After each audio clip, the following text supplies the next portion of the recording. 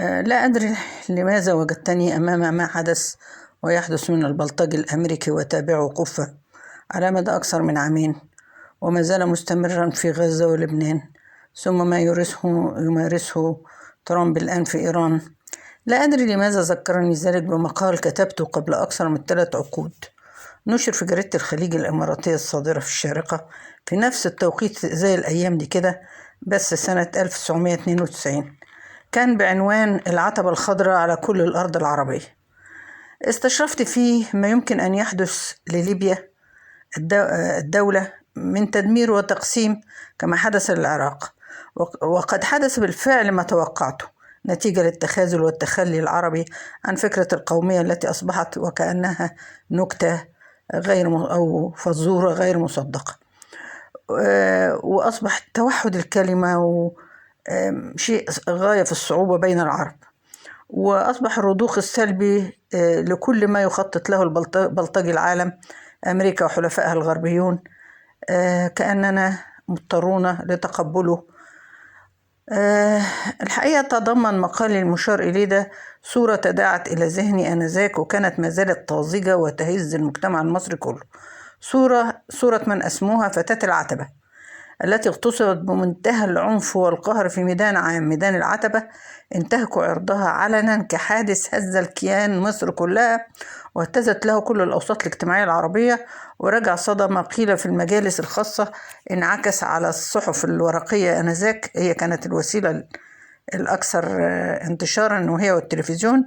ولفتني وقتها وركزت على أن مكمن الخطر مش في حادث التعدي الفردي، لكن في الصمت الجماعي الذي مارسه المصريون حيال المشهد البشع. كيف وقفوا يتفرجون دون أن يحركوا ساكنا؟ أين النخوة؟ أين الشهامة العربية، الشهامة المصرية؟ أين جدعنة ولاد البلد؟ وأين؟ لا أدري لماذا تشابكت الصور داخل رأسي آنذاك للربط بين هذا المشهد ومشهد آخر كان يمارس على الساحة العربية كلها، إذ يعربد العملاق الأمريكي المنفرد بالسلطة والقوة في العالم ويصر على تكرار مشهد العتبة الخضراء في مصر على ليبيا كدولة، ولم تكتفي بمعاداة القذافي فقط كزعيم، فالعداء له قديم، وانفلات الرئيس الليبي الحقيقة من السيطرة الأمريكية والغربية بوجه عام أمر كان بيستفز العالم الغربي كله. القذافي كشخص كان موصوم بالإرهاب في الغرب، وفي مجلة فرنسية نشرت آنذاك استفتاء للتسلية يتضمن سؤالا دون شرح أو توضيح مؤداه يوحي بأن الرئيس القذافي هو رمز الإرهاب في فرنسا. وأبدى الرئيس القذافي الحقيقة من جهته كثير من التنازلات، وسلم الأمر برمته إلى الجامعة العربية، وهي المنظمة طبعا المسؤولة والممثلة للعرب، كل العرب إقليميا وعالميا، والمنوط بها حل الخلافات العربية والخلافات العربية الدولية. إلا أن العملاق الأمريكي ظل يؤلب ويستعدي العالم على ليبيا بدوله ومؤسساته وهيئاته ومنظماته الدولية، وده اللي خلاني أتذكر صراعات الشوارع أو خناقات بأسلوب الحقيقة كان فعلا يدعو للذاكرة. هذا الأمر خناقات الحواري اللي ممكن واحد فيها شخص يضرب أحد المرة فيستفسر منه المضروب، بتضربني ليه؟ فيقول له، يرد عليه بصفعة تانية ويقول له باستهانة، شكلك مش عاجبني. وهذا فعلا ما كانت تمارسه أمريكا بالضبط مع ليبيا، برغم ما أبداه المسؤولين الليبيون من مرونة.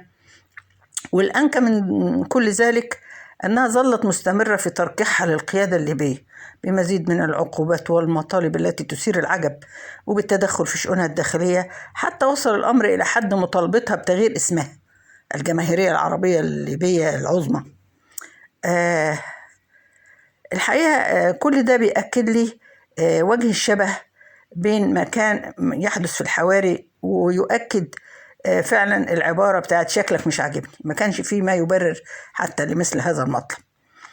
وقد يكون كل ده مقبول في ظل ما سمي آنذاك بالنظام العالمي الجديد أحادي القوة، لكن أن يقف العرب جميعا يؤيدون هذه العقوبات ويشاركون في تطبيقها، بما في ذلك دول شمال إفريقيا اللي كانت تضمها وليبيا وحدة مصير وتاريخ ومجلس تعاون مغاربي أفتكر كلنا فاكرينه، وإن العرب يقفوا يتفرجوا على ليبيا الدولة وهي تضرب وتصفى قوتها وتنتهج أرضها يعني عرضها، وكأنهم في ميدان العتبة، فلا لوم على العملاق الأمريكي آنذاك ولا على مشاركيه ممن يحملون المطاوي والسكاكين ومن يساعدونه بتكتيفها، ولكن اللوم كان كل اللوم على العرب المتفرجين على مشهد هتك عرض في ميدان عام.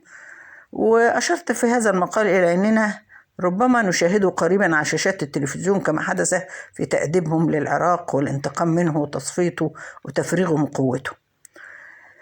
كل ده استدعى لذهني أيضا صورة أخرى حدثت منذ فترة قصيرة بعد عدة عقود من واقعة فتاة العتبة لطلاب مدرسة كما يقولون انترناشونال، أو بمعنى أدق مدرسة للصفوة، أو لنقل لمقتدرين ماليا كي نكون أكثر دقة. وهي واقعة اجتمعت فيها بعض الطالبات على طالبة زميلاتهن فتنمروا عليها وسبوها وأقذع الألفاظ الحواري بذاءة، وضربوها حتى كسروا أنفها ماديا ومعنويا، بينما باقي الطلاب لم يكتفوا بالفرجة فقط هذه المرة، بل صوبوا هواتفهم نحو الضحية وهي ملقاة على الأرض ليسجلوا اللقطة وينشروها دون وازع من ضمير أو أخلاق أو ذرة إنسانية. وها هو التاريخ يعيد نفسه في غزة ولبنان واليمن كدول عربية، ثم إيران كدولة إسلامية وجارة شرق أوسطية يمارس عليهم البلطجي الأمريكي وتابعه نفس العدوان الغاشم، ونحن متفرجون. والأدهى والأمر من ذلك أننا ننشر ونبث مشاهد من ممارستهم وضرباتهم بكل ما ينتج عنها من نيران وحرائق وهدم وأشلاء ممزقة على شاشتنا العربية، ونكتفي بجلسات النقاش واستضافة التحليل لما يجرى، غير مدركين أننا سنؤكله قريبا كما أكلت كل الثيران البيض. كل هذا منشور في صحيفة الخليج منذ سنوات أو عقود، وعلى صفحات من كتابي شهادة على العصر. عز